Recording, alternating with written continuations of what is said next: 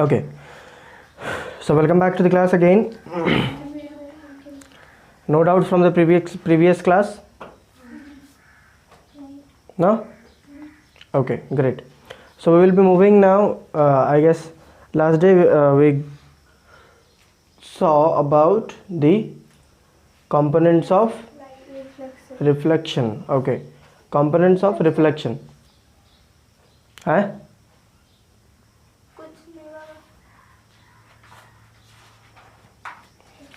Okay, components of reflection, जिसमें हमने देखा कि what is an incident ray, what is a reflected ray, angle of incidence क्या होता है, एंगल ऑफ रिफ्लेक्शन क्या होता है, नॉर्मल क्या होता है, एंगल ऑफ ग्लैंस क्या होता है, राइट, समथिंग लाइक दैट,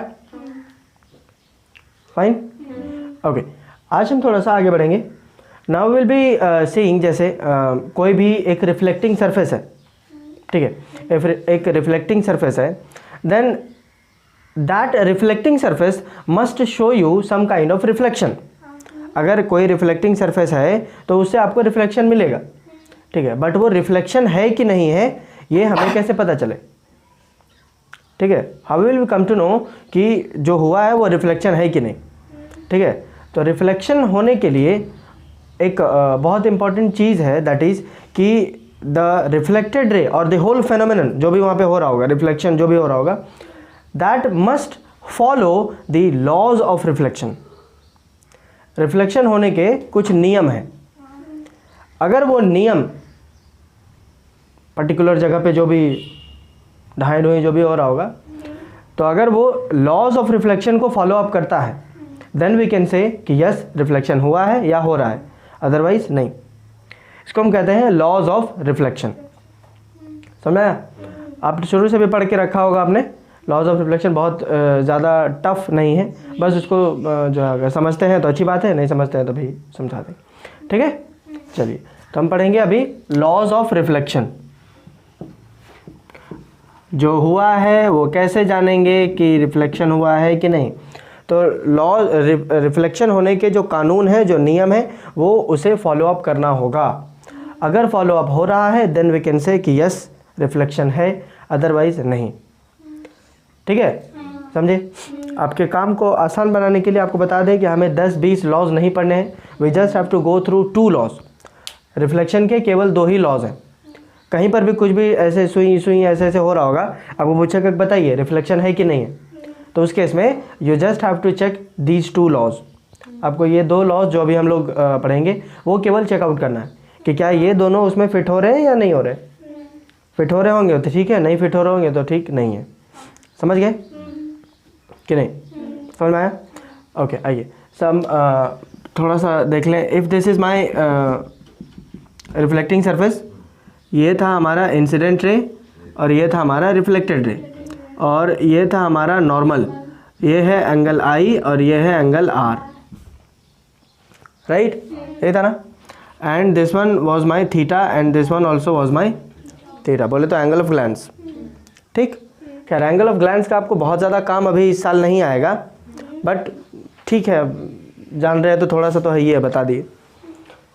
पहला जो नियम है लॉज ऑफ रिफ्लेक्शन के अंदर में, दैट इज कि your angle of incidence should always fall equals to angle of reflection.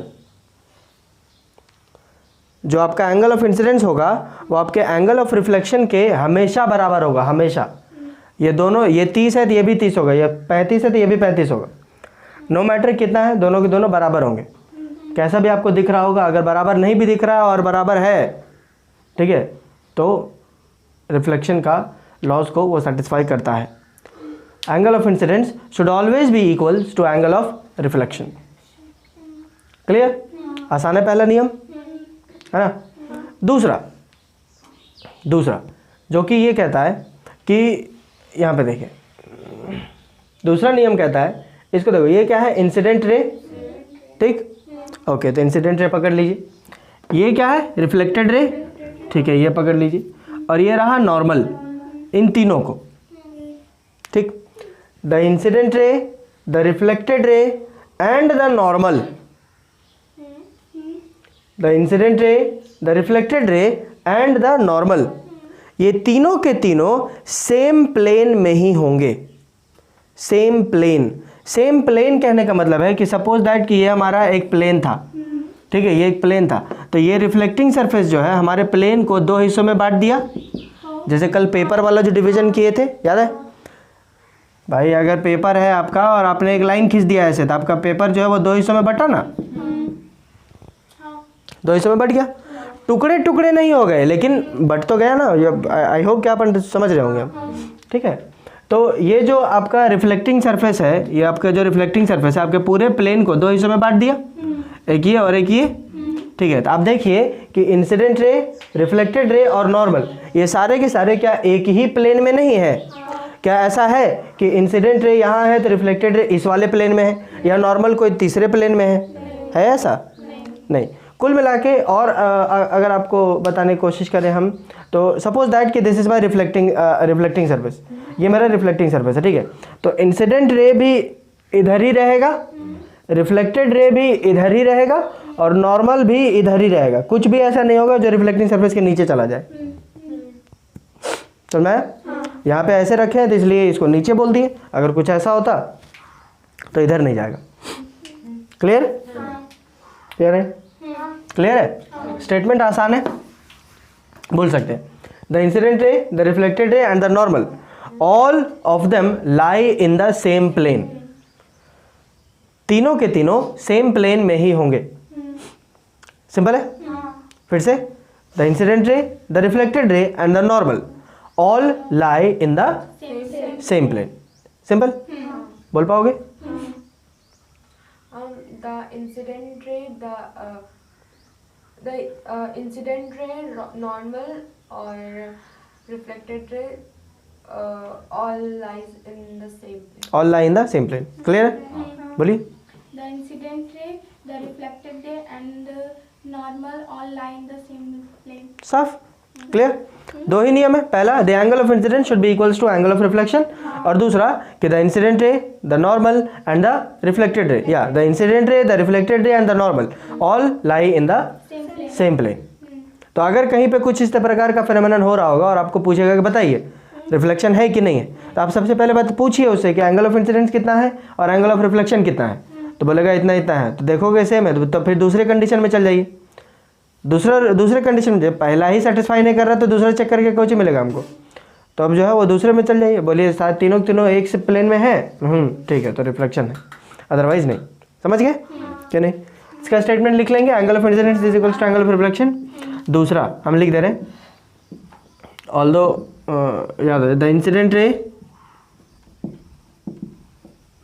The reflected ray and the normal all lie in the same plane। Same plane कहने का मतलब समझ रहे हैं ना आप? सेम प्लेन बोले तो एक ही तरफ होगा, कोई भी दूसरी तरफ नहीं चला जाएगा या तीसरी तरफ नहीं जाएगा। जिस मीडियम में, अब यूँ समझिए, जिस मीडियम में आपका एंगल ऑफ जिस मीडियम में आपका इंसिडेंट रे है, उसी मीडियम में आपका रिफ्लेक्टेड रे और नॉर्मल रहेगा, दूसरे मीडियम में नहीं जाएगा। क्लियर है? कोई दिक्कत? कोई दिक्कत? आसान है? फाइन, छाप ले। ओके, छाप लिए इतना? ठीक है? Okay, great. Now just tell me those things, जैसे what are the necessary things to see any object? किसी भी चीज को देखने के लिए हमें क्या चाहिए?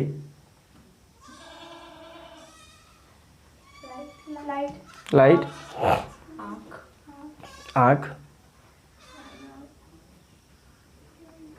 मान लीजिए किसी भी चीज को हमें देखना है तो हमें क्या चाहिए होगा? लाइट, आँख, वेरी गुड।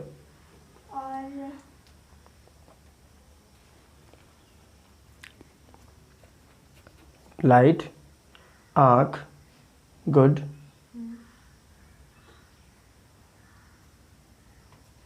और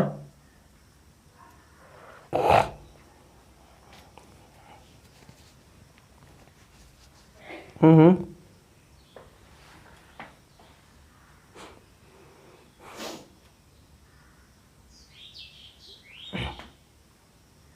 ओके, सो लाइट, आँख, फाइन।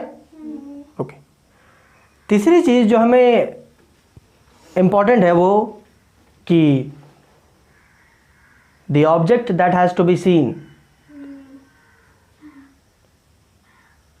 जिसको देखना है वो ऑब्जेक्ट भी होना चाहिए प्रेजेंट फिजिकली, अदरवाइज आप नहीं देख पाएंगे। कैसे देख पाओगे अगर ऑब्जेक्ट प्रेजेंट नहीं है तो?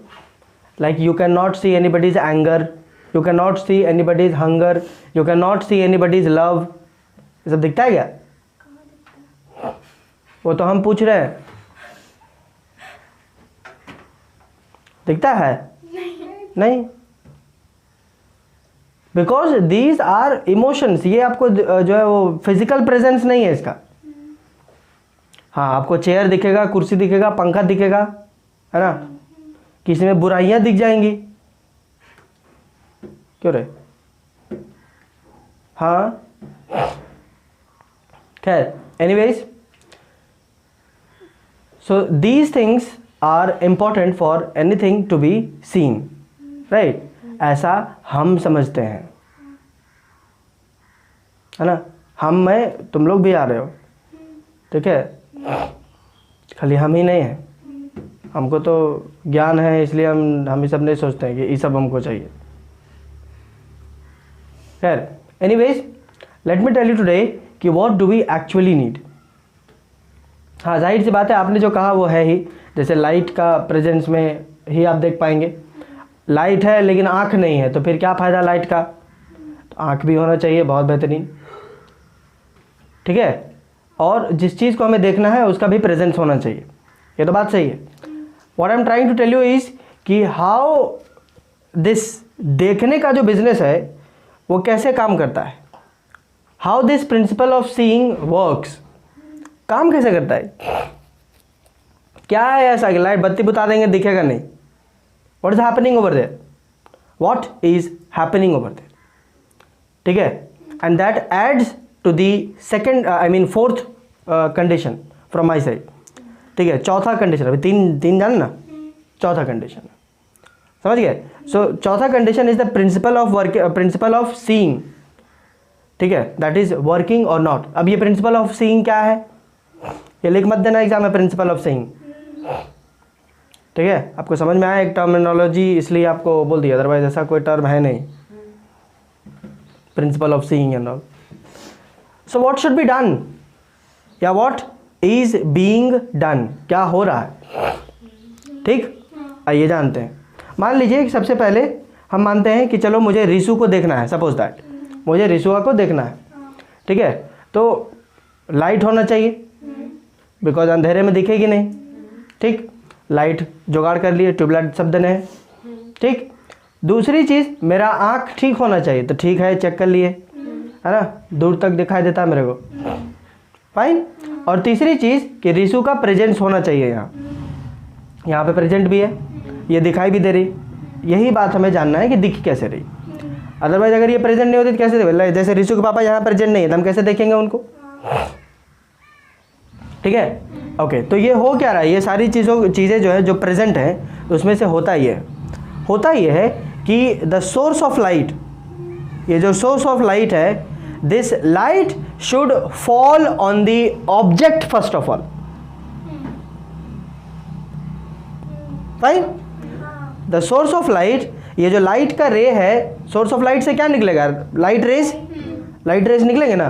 तो इसका जो लाइट रेज है वो सबसे पहले रिसु पे पड़ना चाहिए, समझ में आया कि नहीं? लाइट रेज सबसे पहले रिसु में पड़ेगा, और रिसु जो है वो एक रिफ्लेक्टिंग सरफेस की तरह काम करेगी। कौन सा वाला रिफ्लेक्टिंग सरफेस? रफ सरफेस वाला, क्योंकि इसमें स्मूथ कहाँ है, स्मूथ रहती तो हमको अपना फोटो दिखता ना, इसमें स्मूथ थोड़ी है, शीशा की तरह थोड़ी है, रफ है, थोड़ा सा खुरदरी दीवार जैसी। तो इसमें इर्रेगुलर रिफ्लेक्शन होगा, समझ आया। या अभी रेगुलर इरेगुलर अभी ना भी ध्यान दो तो केवल ध्यान दीजिए इतना कि light rays should fall on the object first of all. Light rays जो है वो सबसे पहले इस पर पड़ना चाहिए। अब इससे जो लाइट आया इसको मारा तो मैंने ये इंसिडेंट रेज इसको इंसिडेंट किया। अब इससे जो है वो रिफ्लेक्टेड रेज बाहर आएंगे, इससे जो है वो रिफ्लेक्टेड रेज बाहर आएंगे और उन्हीं रिफ्लेक्टेड रेज जो बाहर निकल रहे हैं इससे, ठीक है, वही रिफ्लेक्टेड रेज जो इससे बाहर निकल रहे हैं, those reflected raise should enter into my eyes. समझ में आ रहा है? इसी के द्वारा जो रिफ्लेक्टेड रेज बाहर निकलेंगे, ठीक है, वही रिफ्लेक्टेड रेज जो है वो हमारी आंखों में या मेरी आंख के अंदर घुसना चाहिए,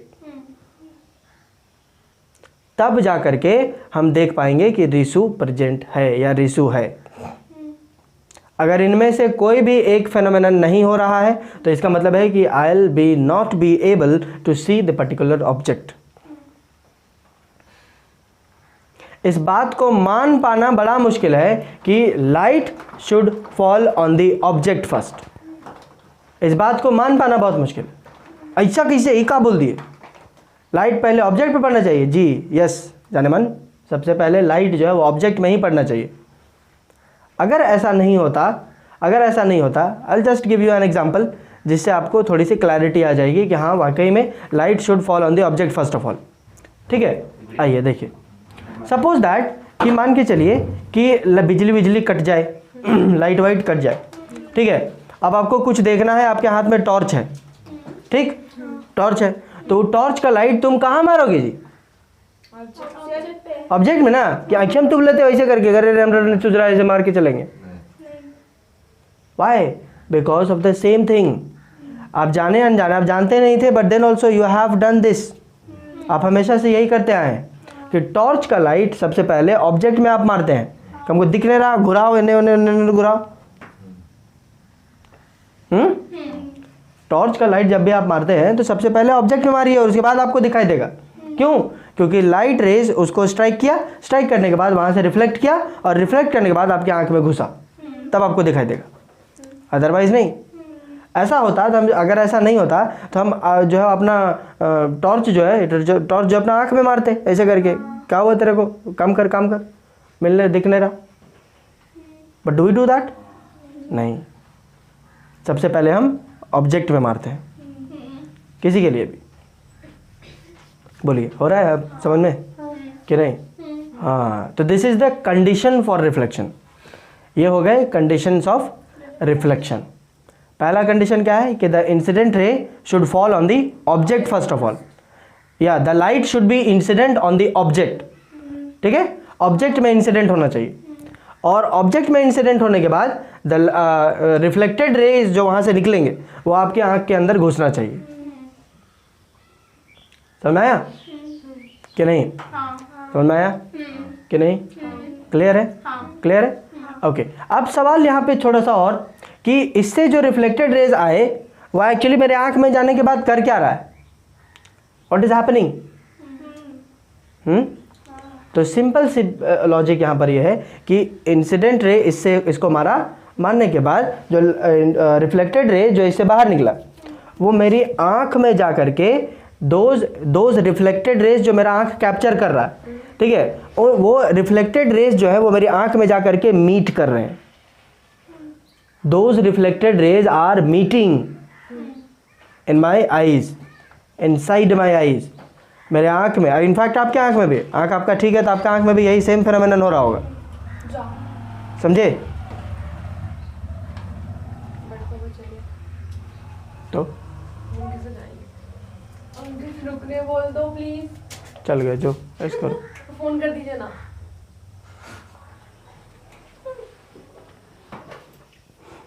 हाँ ओके, कम अगेन एक बार और।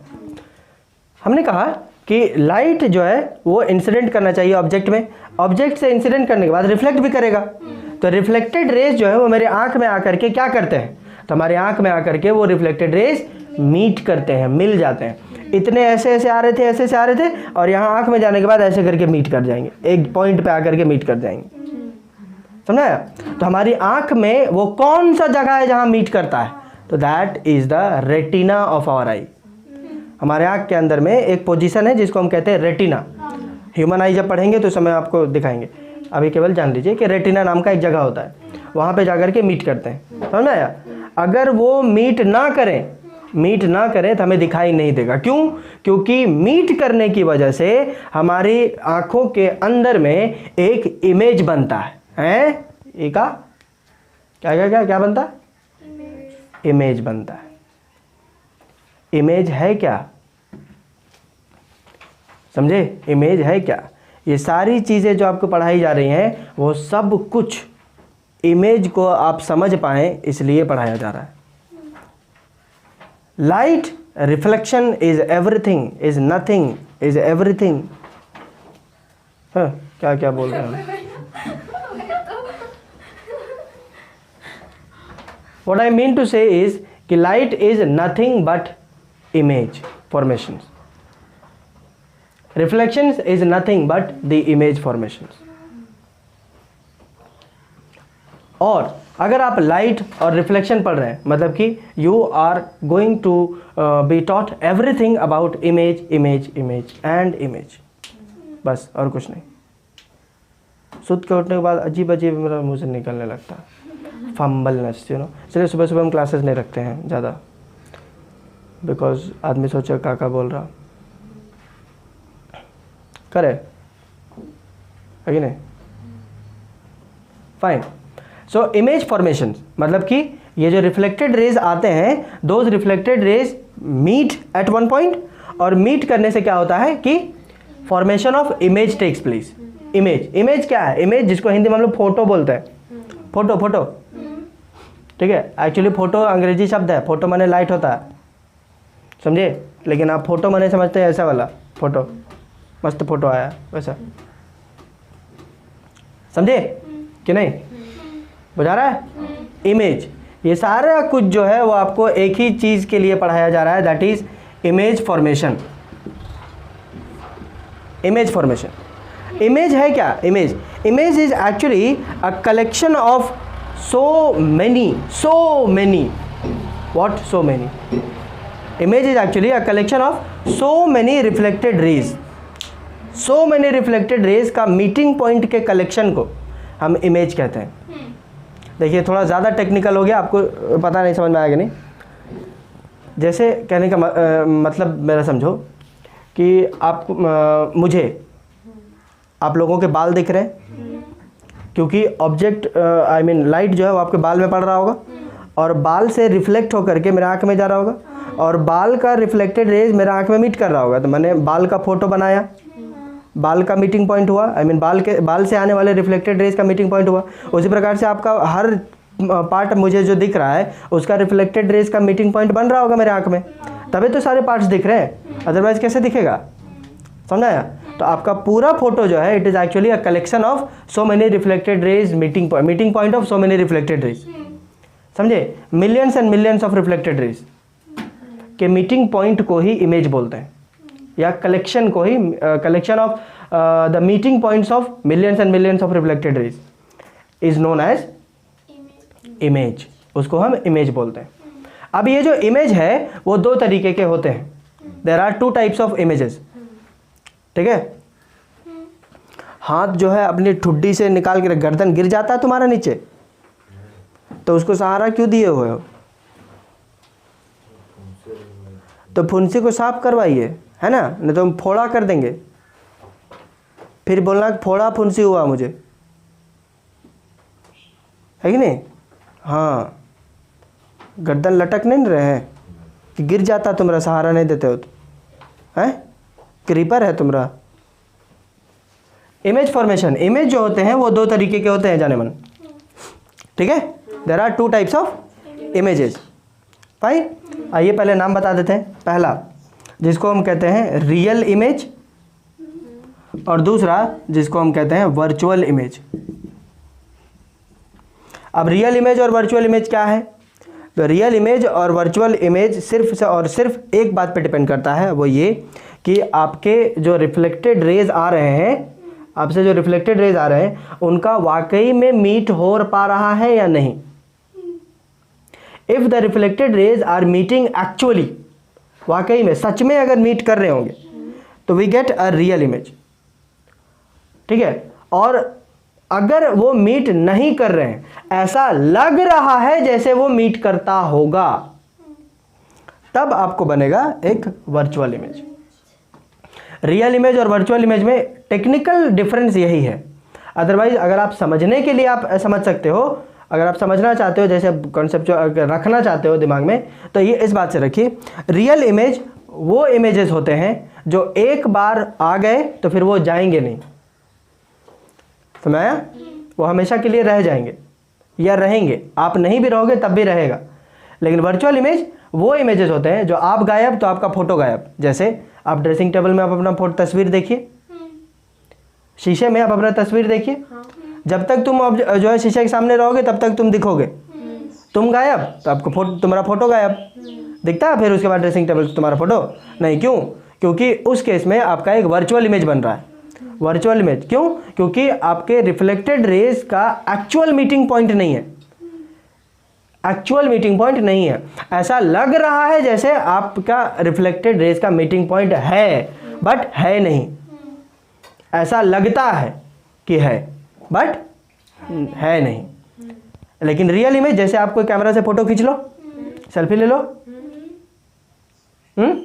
तो सेल्फी लेके तुम्हारा मुंह कान टेढ़ा करके सीधा भी कर लिया, लेकिन फोटो में तुम्हारा मुंह कान टेढ़ा नजर आएगा, जैसा खींचे थे वैसा नजर आएगा। क्यों? क्योंकि उस केस में आपका रिफ्लेक्टेड रेज का एक्चुअली मीटिंग पॉइंट में एक्चुअल मीटिंग हुआ है रिफ्लेक्टेड रेज का। कहीं का आप जाके रिकॉर्डिंग कर लीजिए, समझे कि नहीं? ये सबसे बड़ा डिफरेंस। अगर ऑब्जेक्ट को हटा दो तो इमेज भी हट जाएगा, तो वो हो गया वर्चुअल इमेज। अगर ऑब्जेक्ट को हटा देने से तब भी आपका इमेज अगर रह जा रहा है तो उसको हम कहते हैं रियल इमेज। आपकी समझदारी है, लीक मत लेना ऐसे। लेकिन पहले टेक्निकल वाला जो डिफरेंस है वो लिख लेना, उसके बाद जो है ये सब अपना सपोर्ट में लिख लोगे तो वो अलग बात है। अदरवाइज मेन चीज़ लिखोगे नहीं, उसके बाद ये फालतू हवा में इन्हें उन्हें करते रहोगे तो फिर फायदा नहीं है। इसलिए you just go for the main technical difference and then अब जो है you supplement your understanding by these things. समझ गए? और अगर आपको बात बताएं इसमें और आप क्या कर सकते हैं, तो आपको रियल इमेज जो भी रियल इमेज होगा, you will be able to obtain this real image on a screen. आप इस इमेज को एक स्क्रीन में आप जैसे प्रोजेक्ट कर सकते हो, स्क्रीन में आप देख सकते हो, जो कि ये वाले वर्चुअल इमेजेस को आप स्क्रीन में प्रोजेक्ट नहीं कर सकते हैं। जैसे और समझा, जैसे तुम्हारा फोटो खींच लिया अभी, तो फोटो रियल इमेज हो गया, और ये रियल इमेज क्या हम इस पर्दे पे नहीं पा सकेंगे? है प्रोजेक्शन से प्रोजेक्ट कर देंगे तो आपको देख पाएंगे हम यहाँ पर। आप यहाँ पर प्रेजेंट है, लेकिन आपको हम फोटो जो उस समय खींचे थे वो यहाँ पे देख पाएंगे। इनफैक्ट 10 साल बाद भी हम चाहेंगे तो हम प्रोजेक्ट कर पाएंगे, और 10 साल बाद भी मुझे दिखेगा। जबकि 10 साल बाद तुम लोग कितने बड़े हो जाओगे, कितने अलग अलग दिखने लगोगे। लेकिन इस समय का जो खींचा हुआ फोटो वो तो हमेशा के लिए रह जाएगा ऐसा ही, ठीक है। यही चीज़ आप आईना वाला सोच के देखिए, जो आप ड्रेसिंग टेबल में आप अभी दिख रहे हो, जैसे अभी दिख रहे हो, क्या जैसे अभी तुम ड्रेसिंग टेबल में दिख रहे होगे वैसा हम यहाँ पे अभी स्क्रीन में ऑब्टेन कर पाएंगे? नहीं। There is no way out possible कि आपका ड्रेसिंग टेबल का जो इमेज है, आपका ड्रेसिंग टेबल के आईने में जो आपका शीशा में जो आपका अभी फोटो बन रहा है, उस फोटो को हम यहाँ पे प्रोजेक्ट कर सकें, ऐसा सवाल ही पैदा नहीं होता। समझे? इसीलिए लोग आजकल मिरर सेल्फी लेने लगे हैं, जाके बैठ लिया एकदम भग से एकदम पूरा खिंचत रहता है वहाँ पे आईना के सामने आके, समझे? और आईना के सामने वो लोग खिंच, जिसके पास एप्पल का फ़ोन रहता है ना, वो लोग मिरर सेल्फी लेता है। क्यों? क्योंकि मिरर सेल्फी नहीं लेगा तो अगला कैसे पता चलेगा कि एप्पल का फ़ोन है उसका? बड़ा दिक्कत है ऐसे, समझे? इसीलिए वो लोग आईना में जाके, नहीं तो सेल्फी तो हम लोग भी तो खींच सकते, नहीं खिंचाता हम लोग से, क्या चाहता है जी, लेकिन एप्पल का नहीं है, इसलिए हम लोग कहीं भी खींच सकते हैं। वो लोग का सेल्फी माने बाथरूम या फिर ड्रेसिंग टेबल के सामने, ऐसा कुछ। नो ड्रेसिंग टेबल, नो शीशा, नो सेल्फी, उसके बाद नहीं। इतना पैसा लगाया है काल, जब आदमी जानेगा नहीं तो, है कि नहीं? तो क्या वो तरीका, क्या ऐसा उपाय है कि हम उसको प्रोजेक्ट कर सकते हैं, वो शीशा वाला ड्रेसिंग टेबल वाला? नहीं। Virtual images can not be projected on a screen, और virtual images can not be obtained on a screen. समझे। वर्चुअल इमेजेस को आप स्क्रीन में ऑब्जेक्ट ऑब्टेन नहीं कर पाओगे, समझे। जहाँ तक कि आप जो है रियल इमेज अगर आपका फॉर्मेशन हो रहा है तो आप एक स्क्रीन प्रोवाइड करिए, आपको इमेज उसी में मिलेगा, आप उसमें भी ले सकते हैं, आप आराम से देख पाओगे। समझाया कि नहीं? एक बार और, इमेज क्या है? Image is actually a collection of meeting points, collection of so many millions of meeting points of reflected rays. Image क्या है? Image is actually a collection of millions and millions of meeting points of reflected rays. Reflected rays के ढेर सारे reflected rays का ढेर सारा meeting point, उन ढेर सारे meeting points का collection जो है वो आपका एक image बनाता है। अगर वाकई में मीट हो रहा होगा तो आपको एक रियल इमेज मिलेगा, और अगर ऐसा लगे कि मीट हो रहा है ऑल्दो मीटिंग पॉइंट है नहीं, तो उस केस में आपको एक वर्चुअल इमेज मिलेगी। When we will go for the diagrams, जब डायग्राम्स अगर बनाएंगे then you will be able to see कि वाकई में कहाँ हो रहा है कहाँ नहीं हो रहा है। तो मैं अभी के लिए आपके अंडरस्टैंडिंग के लिए आप केवल यही समझिए, वो कैमरा वाला समझ लो रियल इमेज, और अपना ड्रेसिंग टेबल वाला समझ लो वर्चुअल इमेज। क्लियर है? कोई दिक्कत? चलिए बहुत बेहतरीन, छाप लें। ओके, क्लियर है इतनी बातें? फाइन। जितना भी आपको रिफ्लेक्शन जो भी पढ़ाया गया जस्ट बिकॉज कि आपको इमेज फॉर्मेशन समझ में आए, या इमेज फॉर्मेशन आपको पढ़ाया जा सके, बस इसीलिए, समझिए। तो हमने जो टॉपिक देखा रिफ्लेक्शन, ठीक है, रिफ्लेक्शन, वाई? बिकॉज हमें इमेज फॉर्मेशन देखना है, समझ में आया? इमेज फॉर्मेशन देखना है। रिफ्लेक्शन का मेन मोटिव है आपको इमेज फॉर्मेशन पढ़ा पाना, इमेज फॉर्मेशन। तो ये जो इमेज फॉर्मेशन है वो हम 2 जगहों पर, हमारा सिलेबस है इस बार, हमारे सिलेबस में 2 जगह पर है, ठीक है। इमेज फॉर्मेशन पहला इन अ प्लेन मिरर, ठीक है, पहला इन अ प्लेन मिरर, और दूसरा इन स्फेरिकल मिरर्स, ठीक है, इन स्फेरिकल मिरर्स। क्लियर है? ओके, तो एक एक करके हम टॉपिक वाइज लेकर के आगे आपको आगे चलेंगे। पहले हम प्लेन मिरर में देखेंगे एंड देन स्फेरिकल मिरर, ठीक है। सो आज के लिए हम अभी इतना ही रखेंगे। Will keep this much only for today. From the next class we will be starting with reflection in a plane mirror या image formation in a plane mirror. Clear है? फाइन, चलिए बहुत बेहतरीन।